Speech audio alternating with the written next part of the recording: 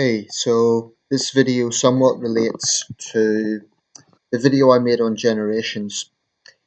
And at first you may wonder what that connection is, because the video is obviously about masculinity.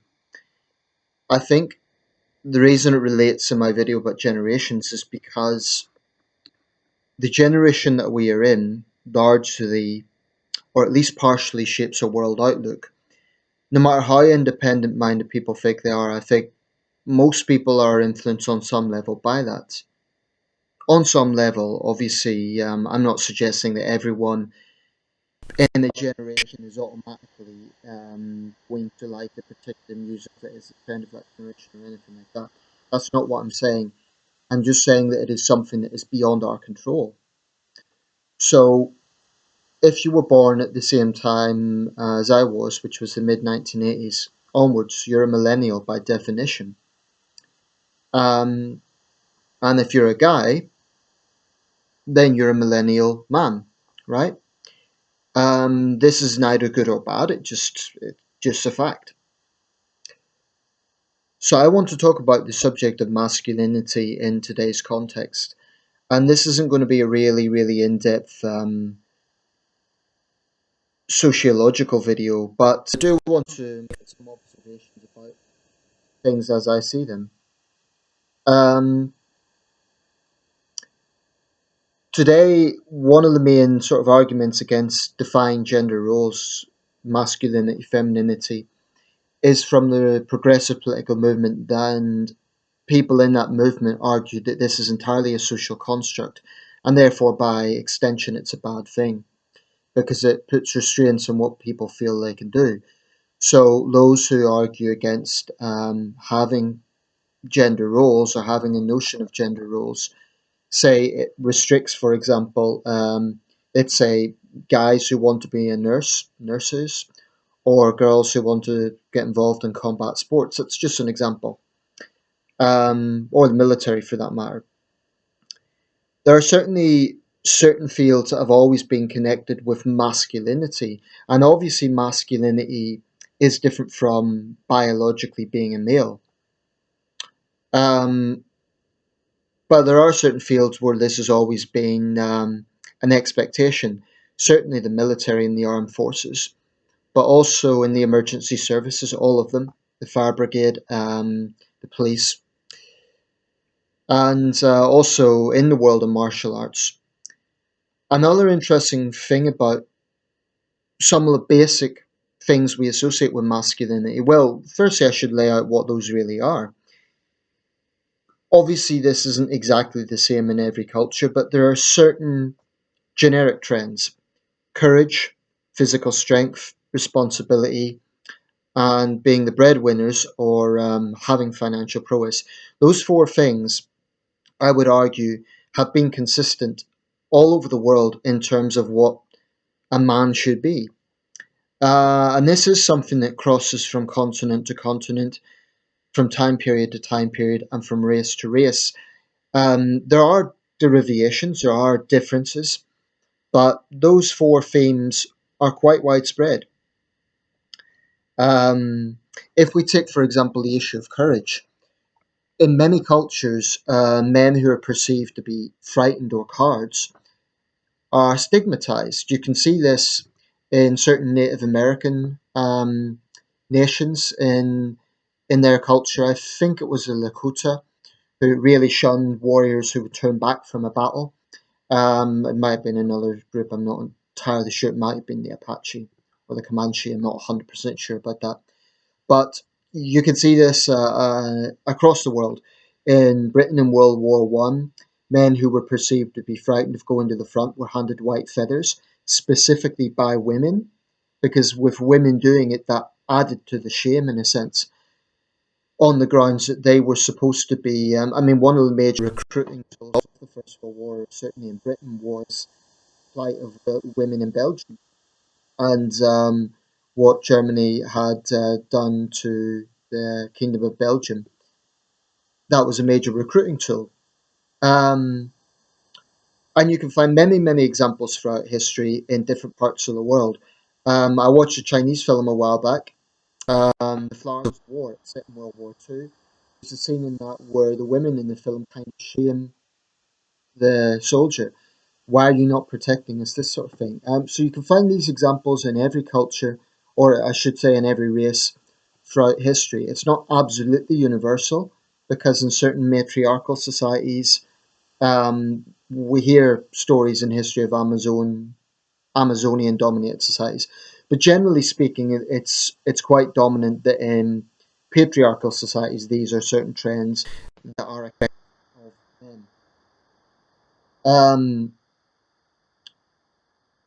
and I don't think it's entirely gone. We still see all sorts of internet memes about a real man should do this, a real man shouldn't do that, etc. And it's definitely still there. But in this politically correct era, in this sort of era of progressive politics, or at least in an era that has been shaped by progressive politics, there's this idea that gender roles is automatically a bad thing. So the stereotypical image of a 1950s man, let's say he is the breadwinner, his wife stays at home, she looks after the children, and it's sort of it's a bit of a stereotype, that 1950s man model. But today it's totally shunned because it is seen as being archaic, it's seen as being negative to women. Um, Progressives would also argue that those traditional gender constructs were damaging to men, and I would actually concur with that on some level.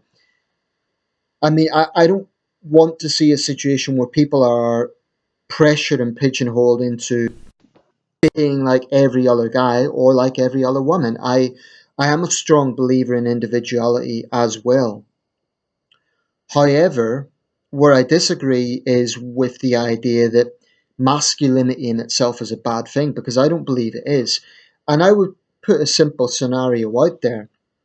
If you are in a testing situation, I mean, let's say you are in a situation where your country is invaded and there is a physical threat. Now, well, let me make a slightly out there scenario, which is a bit just for fun, right? Let's say there's a zombie invasion, okay? And let's say you have a small community of people, let's say 50 people. Inevitably, people are going to look at the strong males in that community to be the defenders, right? And certainly women might come up with practical solutions to taking on the zombies, and there may be other traits in that, but I think we're kidding ourselves if we try to pretend that there isn't an expectation that in a certain scenario of danger, people are going to look at healthy, strong males to be the protectors. And there are examples of great heroism, which has involved men basically stepping up to be the protectors, and it is almost a natural instinct that comes. One thing I'm thinking of is the famous United Airlines incident on 9/11, when those 4 or 5 guys, the famous Let's Roll incident, when they took on the jihadists. They were different guys with different personalities, but they all instinctively had that notion of masculine protection. Now, this is not to say that women can't have that masculinity as well, and it's not to say for a second that there aren't brave women out there. Of course there are. So I don't want people to think that I'm ignoring that. But I am not a believer in this 50-50 setup of, everyone should kind of find their two spirits. And that's why I'm somewhat critical of this sort of. I think what's a real gender construct is this idea that there's 50 different genders. I think that's a real gender construct. Um, I'm a real believer in live and let live. And I would conclude with this. Masculinity, to me, it's not about being John Wayne. It's not about being Rocky Marciano. It's not about necessarily being a tough guy. It's about having the confidence to be the man that you believe that you are. It's about having the confidence to assert and defend the masculinity as you see it, and not letting others tell you what that is, but also not letting others shame you for it. I mean, I'm relatively alpha male. I'm a heterosexual man, and I make no apology for that. And here's the thing, again, the progressive argument seems to think that masculinity imprisons men and shackles men. Not necessarily. Many men are genuinely comfortable being alpha males, being comfortable in what they perceive to be masculinity. Now, the big caveat to this, and I think the reason masculinity gets a negative image sometimes, is because people confuse it with machismo. They're not the same thing. Machismo is taking masculinity to a hyper level whereby it really becomes a facade. It's a front. It's laddish behavior.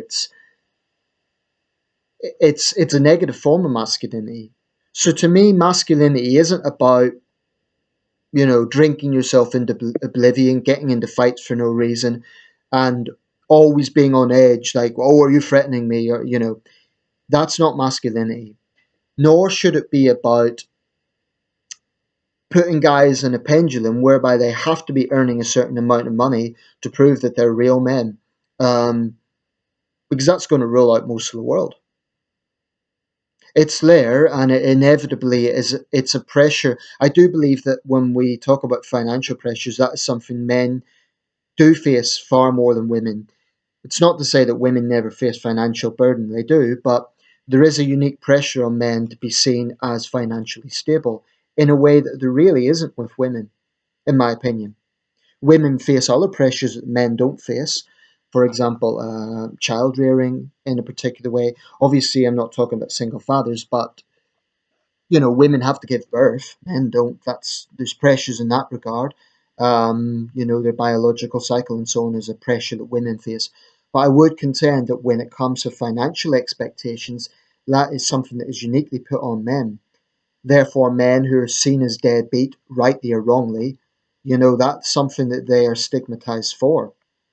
So a guy who doesn't have a lot of money, I think these days women would judge them more than a guy who is physically weak.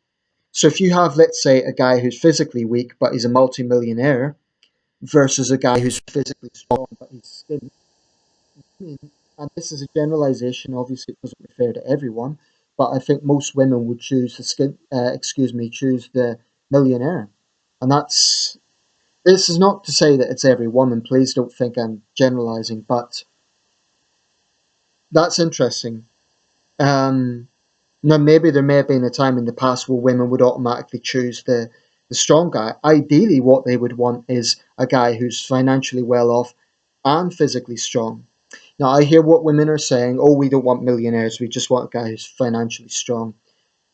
The truth is, people have expectations of other people, and men are exactly the same.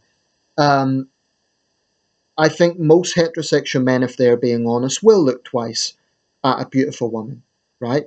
A physically beautiful woman. But they know deep down, oh, well, that's not everything. But it is part of the biological expectations that we have. If you have a beautiful woman, the fact of the matter is most red blooded men are going to think about that. I'm not saying they're all going to obsess over it, but if a woman's beautiful, a woman's beautiful, and that's I defy any red blooded heterosexual man to say that he doesn't, think about that. Um, so ultimately what it comes down to is having confidence in ourselves to not let others define us. I mean, I never allow anyone to talk down to me. I never allow anyone to say you should do this or you should do that. Certainly, there can be helpful advice, but ultimately, it's just a perspective of what you should do, of how you should treat life. I would never ever put someone in this pedestal where I expect you to be like a man. I have gay male friends who are quite effeminate by nature, and I would never. I mean, they're my friends, so that's the point. You know, I'm open minded enough not to um, be restricted in my social circles in that sense.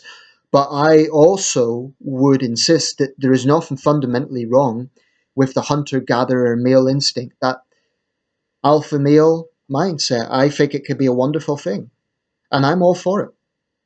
And certainly in a relationship, I'm not the sort of man to be controlling. I think that's a different thing, but I think it is very, very important to ascertain that you feel a certain way. I mean, this is why relationships that are yin yin or yang yang don't work out. That's also true even of homosexual relationships, because in homosexual relationships, you'll find that there is always one side who's more masculine or more feminine. So it isn't even about sexual orientation, it's about that balance. And if you're an alpha male, I defy any alpha male to say that they are okay in a relationship where there is a woman who's really, really kind of masculine in her personality.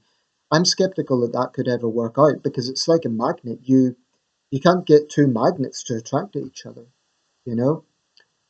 This is just my opinion. You don't have to agree, but I that's how I feel about masculinity.